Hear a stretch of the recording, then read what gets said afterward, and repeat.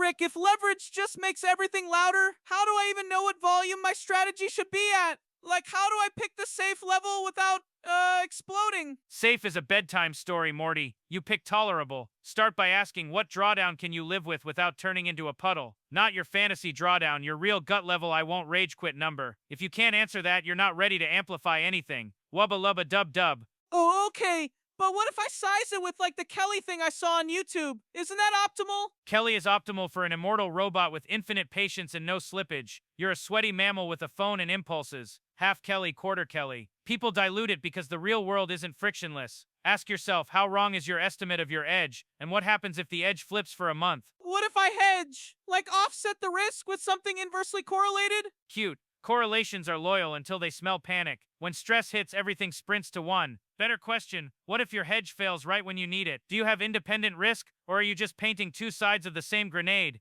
Oh, man. So, how do the pros not get wrecked? They target volatility, cap exposure, and diversify by truly different drivers, and they ask ugly questions. What breaks this model? What data am I overfitting? Where does liquidity vanish? What's my exit when my thesis is wrong, not when my feelings are hurt? If my model makes 1% a week, is it even, real?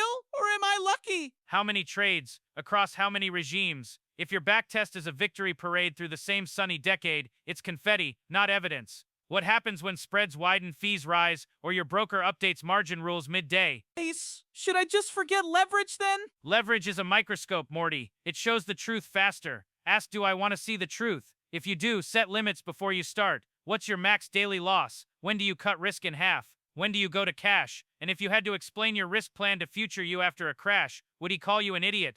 If the universe doesn't care, why should I? Because you do. Apathy is cheap. Survival is compound interest. You want to play? Define risk, then earn the right to turn the knob. Otherwise, congrats, your speed running humility. Okay, so before I touch leverage, what don't I know that could hurt me the most? That's the right question, Morty. Now find 3 answers and plan for all of them. I turned myself into a pickle. You can turn yourself into a risk manager.